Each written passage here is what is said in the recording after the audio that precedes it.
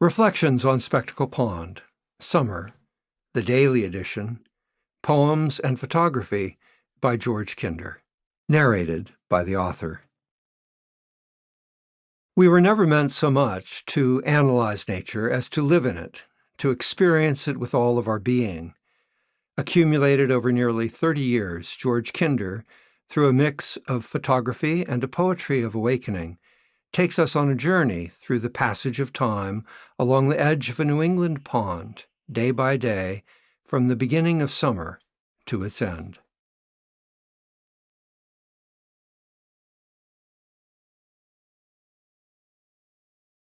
To Kathy. Acknowledgements. Introduction. Listening to Mother Earth. Each morning before dawn, I walk out a fieldstone path through an archway of bushes and trees to a cabin on a spit of land called by Native Americans Serenity Point. The point, sometimes flooded, the birthplace of swans, is the tip of a 100-yard peninsula that juts out into Spectacle Pond. Nearly 30 years ago, I left my financial planning practice in Cambridge to return to Littleton, where I had done sadhana, spiritual practice, from 1971 to 1973. I left to revive my spiritual practice, to live in the weather, and to reflect my experience in poetry and photography. It was then, and continues to be, my passion to understand through nature the nature of the present moment, the only moment we have ever experienced, and the one place we experience freedom. In Reflections on Spectacle Pond, I have gathered poems and photographs over nearly 30 years to capture some essence of each week and each day of the year. The weekly edition was released in 2021, the first of 5 books. Summer is the second of the daily editions, recording each day of its season on Spectacle Pond in approximately 91 2-page spreads. The works of autumn and winter will shortly follow spring and summer. I think of this work as a book of hours, an epic poem, and an illuminated manuscript. My debt to the world of art and literature is nearly as great as my debt to nature herself. In particular, I owe a tremendous debt to the epic poets. Their greatest influences for me have come from the St. Matthew Passion, Sir Gawain and the Green Knight, and William Blake's Jerusalem. Each were written in a language foreign to me, though not as foreign as the voice of nature herself. My debt to Asia is also immense, in particular to the 2 great Japanese artists, Hiroshige and Hokusai, and to their acolyte, Vincent van Gogh, who, without ever leaving European soil, lived more in Japan than anyone I know. Most enormous of all, my debt to my constant companion over these past 40 years, the peerless calligrapher, poet, and Zen master of Japan, Ryokan, the Great Fool. I invite you to join me on my daily walks. Come in any season. You could start with the day you are in, or, like a novel, a narrative of a year, read Reflections on Spectacle Pond, the daily edition, straight through. Feel free to use each 2-page spread as a meditation on Mother Earth to start your day, or to support your own spiritual practice and search for the present moment. I am grateful for all reading.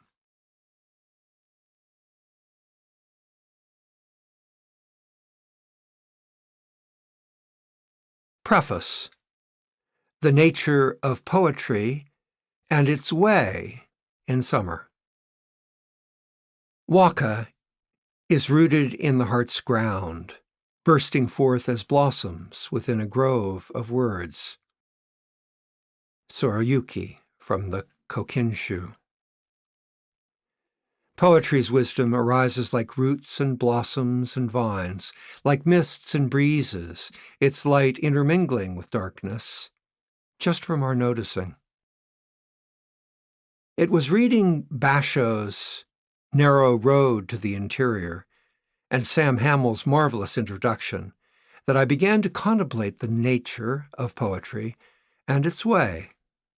I was struck by how Bashow's journey resonated with my own, as if his journey was a reflection on Spectacle Pond, or as if mine were a journey across the landscapes of ancient Japan. In this journey of nearly 30 years along the often fragrant, sometimes frozen edges of Spectacle Pond, along its borderlands, its moments, its seasons, I have been struck by how natural, though unexpected, this flourishing of reflections into poetry has been. For I seldom wrote poetry as a boy and struggled to understand it, struggled even to put my thoughts into words. But like the brushstrokes of wind and light that sail across our waters and leaves, poetry both entertains and deepens us, gently pulling us ever more completely into the nature of the world and its interior. By the nature of poetry, I mean what it does naturally, organically, how it arises just from our paying attention. And by the way of poetry, I am thinking of the way as a spiritual way, as in Lao Tzu's Tao Te Ching, the way as a teaching, as if it were as alive and energizing as our teacher. Though we can trace the nature of the poetry of the world, its dependencies and its form, with science or knowledge, as we experience it, it arises spontaneously like a flash of lightning or of love in springtime. As we cultivate ourselves, as we grow into adulthood, as we fine-tune our awareness, we find that we are creating the poetry as much as discovering, following, or enjoying it. We give it birth, this spontaneous arising, flowering within us, fertile, languorous, buoyant. Whatever our profession, whether mother or plumber, lover or financial advisor, it becomes the way we engage with the world. Among poets, there is a debate between the value of spontaneous poetry and poetry that is revised, just as Buddhists debate between sudden awakening and gradual. In truth, awakening and poetry are always both. They happen in a moment, or seemingly outside of time. But from the perspective of our DNA, or of our history, they are a deepening and a development. Poetry calls us back to the shape of words wisdom last took. We hold that frame as if it was our meditation object, as if it was our breath, and from that concentrated place, new forms arise. Poetry is an engagement with our teacher and our teaching, with nature itself, taking us deeper and deeper into our own nature. It is said that poems are never done.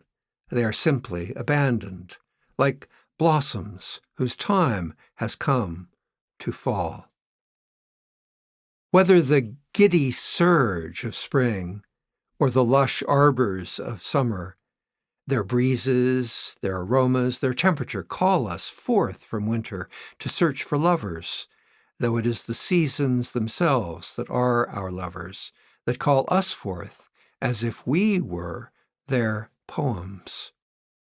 Poetry is this act of engagement, of listening and responding, and listening again, listening from our place of greatest generosity, from emptiness, free of form. Our response reverses that structure. Out of emptiness arises form. The way of poetry, whether we are listening to it or creating it, is a call and refrain, one lover calling to another, one season revealing another. To choose the correct words, we must listen more and more closely to that which has not yet been spoken, to the emptiness that precedes the experience, to the blossoming itself, to the first thrust of color, its surprise, empty, erotic, organic, and authentic. It is the quality of the listening that determines how authentic the word or phrase, how alive the line or tendril, how the pause or punctuation or break of line that forms the poem awakens us.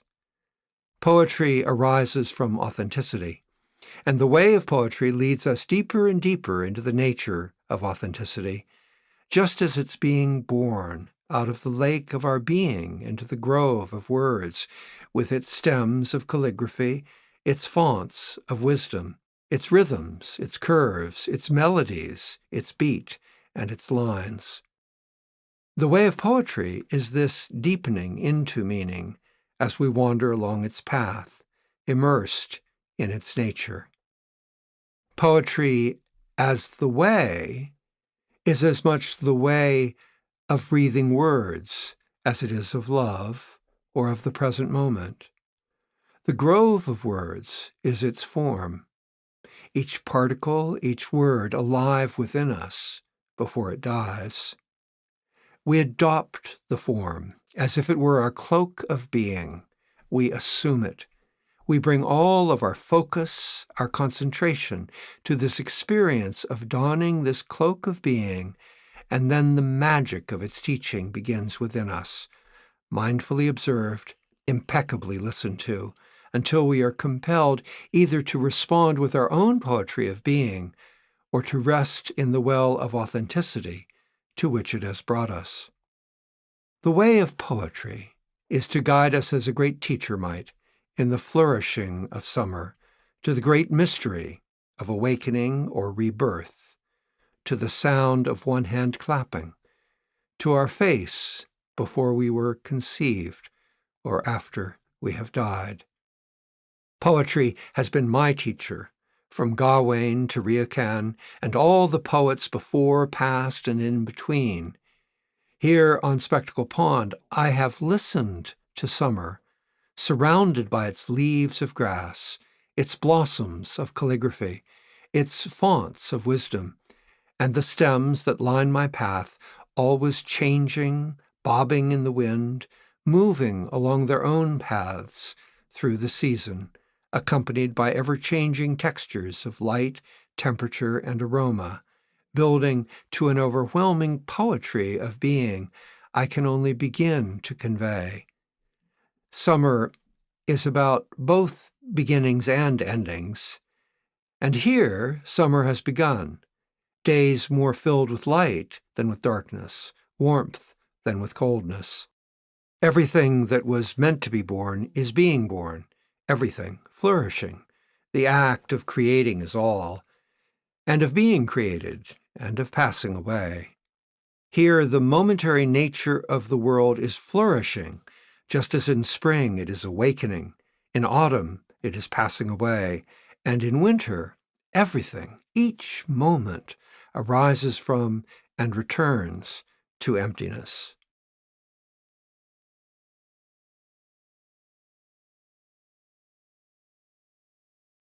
June 25th. Light shines all around me. It brushes the window, the walls, and the rug.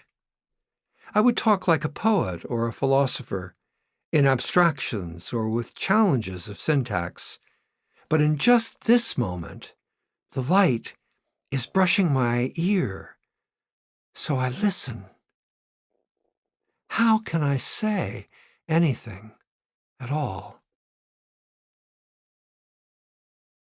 Standing in the cabin doing Tai Chi, the birds swoop through the mist on the pond.